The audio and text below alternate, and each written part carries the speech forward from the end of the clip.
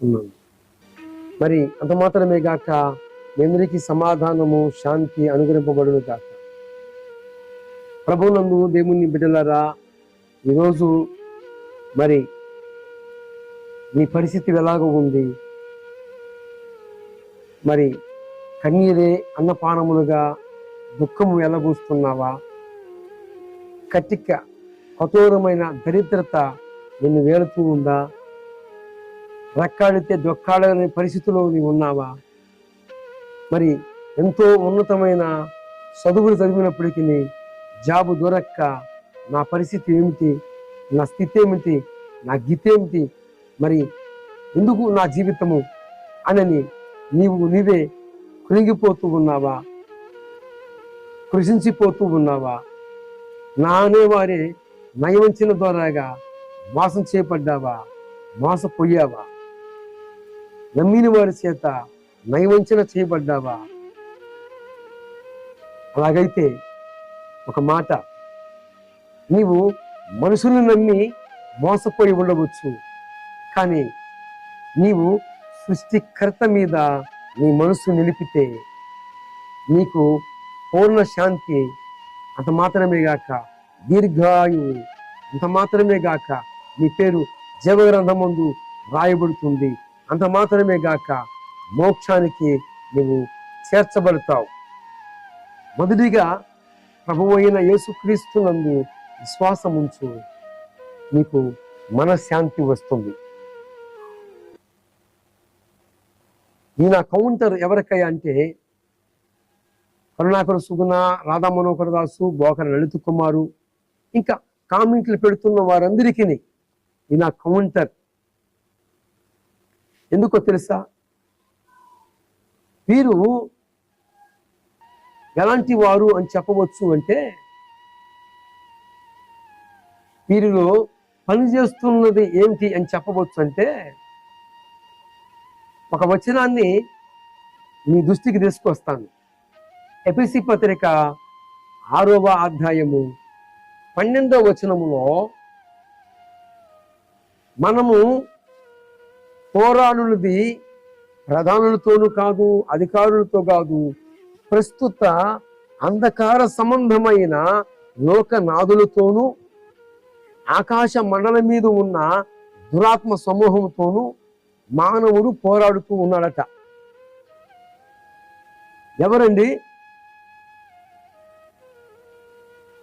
అధికారులతో కాదు, ప్రధానులతో కాదు, అంధకార సంబంధమైన లోకనాథులతోనూ ఆకాశ మండలం మీద ఉన్న దురాత్మ సమూహములతోనూ మనము పోరాడుతున్నామని భక్తుడు మనకు తెలియపరిచాడు. ఈరోజు ప్రియమైన సహోదరి సహోదరులారా, క్రీస్తుకు ఎడపట ఉన్నవారైనా సరే, క్రీస్తులో ఆయనతో అంటుగట్టబడిన వారైనా సరే, మనము పోరాడుతున్న వారిని గుర్తుపట్టాలి. మనము పోరాడుతున్న వారిని గుర్తుపట్టినప్పుడు ఈ వారిలో ఉన్న ఆ యొక్క దురాత్మలను పారదోలినప్పుడు వారు ఎంత అయోగ్యులో, వారు ఎంత మరి పశ్చాత్తాప హృదయములోకి వెళ్ళి ఆనాడు ప్రభువు యేసుక్రీస్తు వారిని అప్పగించినప్పుడు పేతురు ఎంత పశ్చాత్తాపడ్డాడో, ఎంత ఆవేదన, ఆందోళన, ఇక నాకు అస్సలకి క్షమాపణ లేదు అని వెక్కి వెక్కి వేడ్చినప్పుడు, పశ్చాత్తాపడినప్పుడు ఆయన కరుణామయుడు ఆయన వైపు తిరిగి ఆయన మనసు యేసు ప్రభు వారి మీద నిలిపినప్పుడు సరిచేయబడ్డాడు. మరలా ఆయన మీదనే మొదటి సంఘము మూలకు రాయిగా, స్తంభముగా, నువ్వు కీఫా, నువ్వు రాయి అని పిలిపించుకున్నాడు ప్రభు చేత. ఈరోజు గుర్తుపట్టాలి, సభ్య సమాజములో అనేక రకాలైన పరిస్థితులు మనం చూస్తున్నాం, అనేక పరిస్థితులని మనం చూస్తున్నాం, అనేక పరిస్థితులు మనం చూస్తుండగానే కాలం కరిగిపోతుంది. మనము మన యొక్క సభ్య సమాజంలో కావచ్చు, మనకి ఆ న్యూసుల ద్వారాగా, మరి వార్తల ద్వారాగా మనం చూస్తున్న వారు కావచ్చు, కాలక్రమములో కాల పరిస్థితి అంతా కూడా మారిపోతుంది. ఈనాడు ప్రేమలకి, అనురాగాలకి, బంధయ్యాలకి, అనురాగాలకి స్థానము లేదు. ఎవరు ధనముంటే, ఎవరు డబ్బుంటే, ఎవరి కాడ ఉంటే వాళ్ళే బంధువులుగా మార్చబడుతున్న రోజుల్లో, ప్రేమ అనేది మరి లేని రోజుల్లో మనం బ్రతుకుతూ ఉన్నాం. ఇది సభ్య సమాజానికి తెలియాలని మీకు తెలియజేస్తూ ఉన్నాను. అయితే ఈ కరుణాకర సుగుణ, బోకర లలిత కుమారు, రాధా మనోహర దాసులో ఇంకా క్రీస్తుకు వెలపట్టు ఉన్నవారు వారు ఎవరైనా సరే, వీరందరిలో దురాత్మ సమూహం ఉన్నది. అంటే వీరిని లోకి వచ్చి మరి కనిపిస్తుందేమో, కంటికి కనిపిస్తుందేమో రాధా మనోహర దాసు,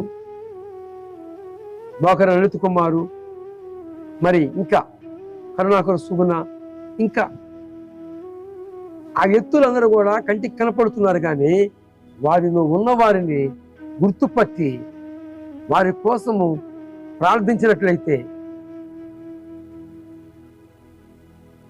వీరు కూడా ప్రభు చేత చక్కజేయబడి ప్రభు యొక్క దర్శనము వారికి, ఆయన కృపకి పాత్రులైతే ఆయన దర్శిస్తాడు. జగదుత్పత్తి మొదలుకొని జీవగ్రంథమందు ఎవని పేరైతే ఉంటుందో వారు ప్రభు కృపకి పాత్రులుగా చేయబడతారు. ఎవరి పేరు జీవగ్రంథమందు రాయబడలేదో వారు పాత్రులు కానేరుడు. ఎందుకంటే ఈ మానవ లోకములో రెండు విశ్వాసాలు ఉన్నాయి. ఒకటి విశ్వాసము, మరొకటి అవిశ్వాసము. రెండు శక్తులు ఉన్నాయి. ఒకటి దైవశక్తి, రెండోది దైవ శక్తి. రెండు మరి పనులు జరుగుతున్నాయి. ఏంటి అంటే ఒకటి సత్యము, మరొకటి అసత్యం. చూడండి, పక్క పక్కనే విశ్వాసం, అవిశ్వాసం.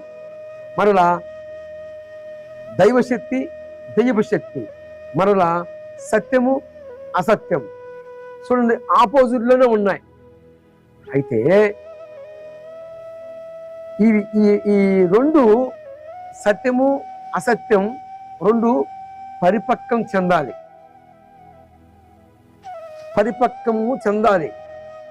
ఒక ఫలాన్ని చూడండి, అది పచ్చిగా ఉంటే కోస్తారా? కొయ్యరు. అలాగనే దాని యొక్క ఆ యొక్క ఫలము పండినప్పుడు ఎవరు కొయ్యిపోయినా దాని అంతా అదే రాలి పడుతుంది. నేను ఈ యొక్క ఉపమానాన్ని ఎందుకు తెలియజేశానంటే, ఒక్కొక్కరు నలమంతర సిరి అంటారు, మునివేలంగా నోటికొచ్చినట్లుగా ప్రలోభాలు పలుకుతూ ఉంటారు. ఎవరు? ఈ బోకర లలిత కుమారు, బోకరైన లలిత కుమారు, కరుణాకర సుగుణ, రాధా మనోహర దాసు, వీరి లాంటి వాళ్ళు ప్రలోభాలు పలుకుతూ ఉంటారు. ఒక ఫలం ఎవరు కొయ్యకపోయినా కోసినా అది చేతుల్లోకి వస్తుంది. అలాగనే అసత్యం, సత్యం, సత్యం అసత్యం, ఈ రెండు పరిపక్వము చెందాలి. ఇది క్రీస్తుకు వెలపట్టబడిన వారికి, క్రీస్తులో ఉన్న వారికి ఈ నా సందేశం. ఈ రెండు పరిపక్వం చెందితేనే వారు మోక్షానికి చేర్చబడతారు. ఒకరు సత్యము పరిపక్వం చెందాలి, మోక్షానికి చేర్చబడతారు. అసత్యములో ఉన్నవారు పరిపక్వం చెందాలి, పాతాళానికి చేర్చబడతారు. ఈ రెండు స్థలాలే ఉన్నది, ఇక ఏ స్థలాలు లేవు. ఒకటి మోక్షము, పరలోకము. రెండు పాతాళము, నరకము. ఈ రెండు స్థలాల్లోకి మానవుని యొక్క ఆత్మ వెళుతూ ఉంది. ఆ రెండు స్థలాలే. అయితే నువ్వు అసత్యములో ఉంటావా, సత్యములో ఉంటావా?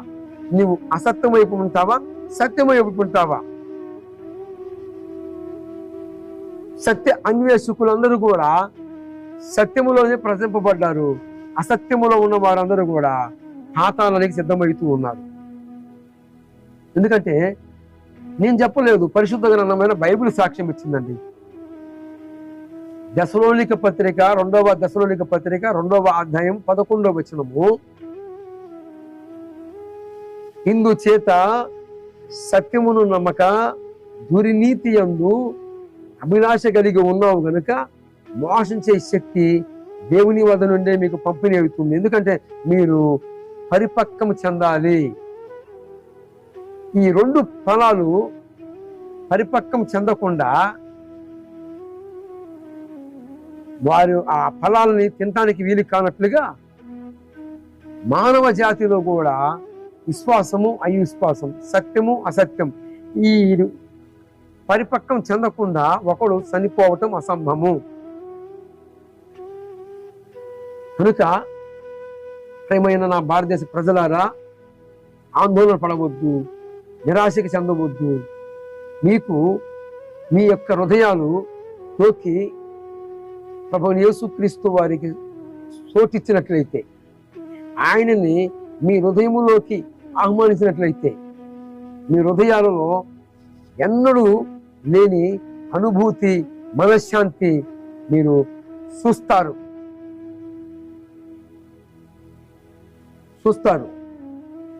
ఈ కరుణాకర సుగుణ, రాధా మనోహర దాసు, బోగర లలిత కుమారులో ఉన్న ఆ దురాత్మలని పారదోలినట్లయితే తప్పకుండా వీరు కూడా తండ్రి చేత కనికరం పొందుతారు. వీరు కూడా మోక్షానికి చేరాలనే నా ప్రగాఢ విశ్వాసము. అందుకే ఈ నా కౌంటర్, ఇకనైనా మారండి, మార్పు చెందండి. ప్రభువారే మీ కనులు వెలుగుచునుగాక.